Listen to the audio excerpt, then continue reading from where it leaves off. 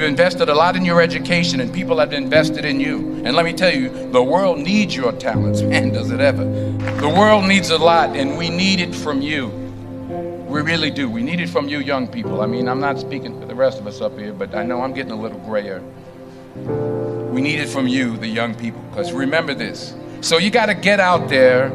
You got to give it everything you got, whether it's your time, your talent, your prayers, or your treasures.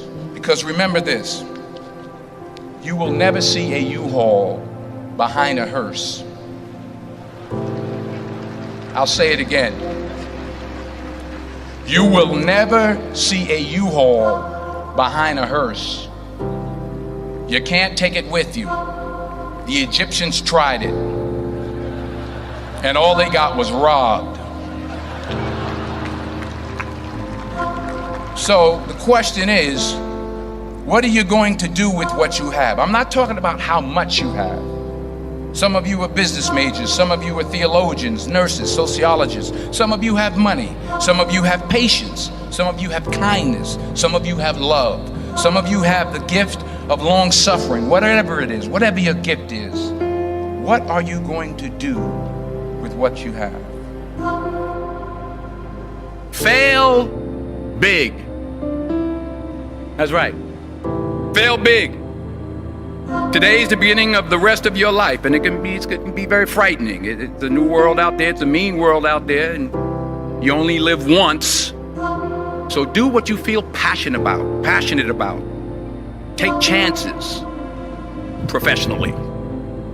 Don't be afraid to fail. There's an old IQ test, was 9 dots, and you had to draw 5 lines with a pencil within these 9 dots without lifting the pencil. The only way to do it was to go outside the box. So don't be afraid to go outside the box. Don't be afraid to think outside the box. Don't be afraid to fail big, to dream big. But remember, dreams without goals are just dreams, and they ultimately fuel disappointment. So have dreams, but have goals. Life goals, yearly goals, monthly goals, daily goals. I try to give myself a goal every day. Sometimes it's just to not curse somebody out. Simple goals, but have goals. And understand that to achieve these goals, you must apply discipline and consistency. In order to achieve your goals, you must apply discipline, which you have already done, and consistency every day, not just on Tuesday and miss a few days. You have to work at it every day. You have to plan every day. You've heard the saying, we don't plan to fail, we fail to plan. Hard work works. Working really hard is what successful people do. And in this text, tweet, twerk world that you've grown up in, remember, just because you're doing a lot more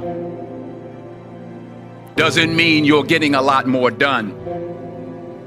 Remember that. Just because you're doing a lot more doesn't mean you're getting a lot more done. Don't confuse movement with progress. My mother told me, she said, yeah, because you can run in place all the time and never get anywhere. So continue to strive, continue to have goals, continue to progress. I found that nothing in life is worthwhile unless you take risks. Nothing. Nelson Mandela said, there is no passion to be found playing small and settling for a life that's less than the one you're capable of living. Now, I'm sure in your experiences in school and applying to college and picking your major and deciding what you want to do with life, I'm sure people have told you to make sure you have something to fall back on.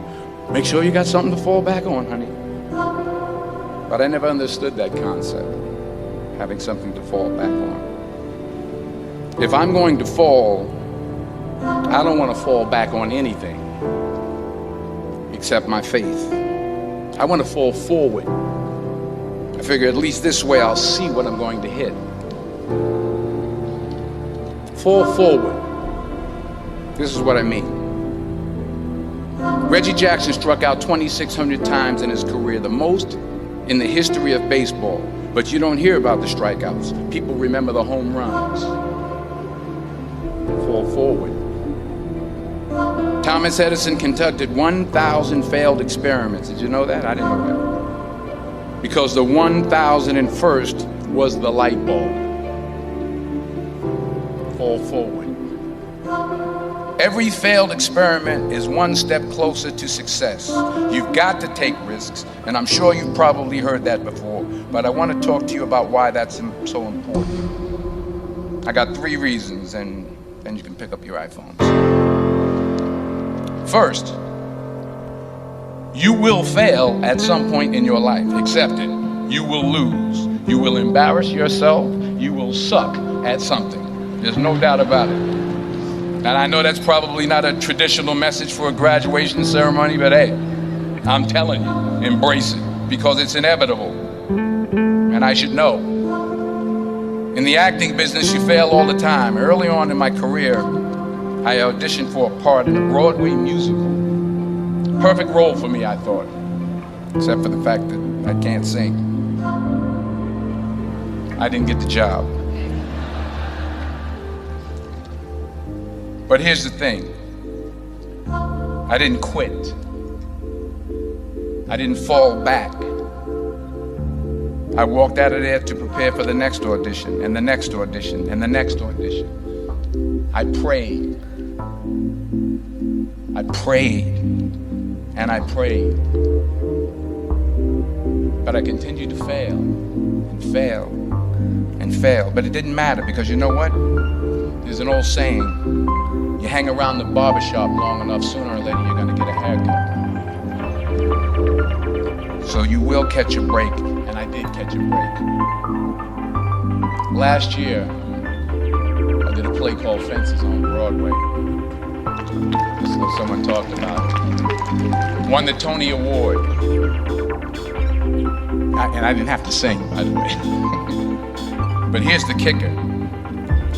It was at the Court Theater. It was at the same theater that I failed that first audition 30 years prior.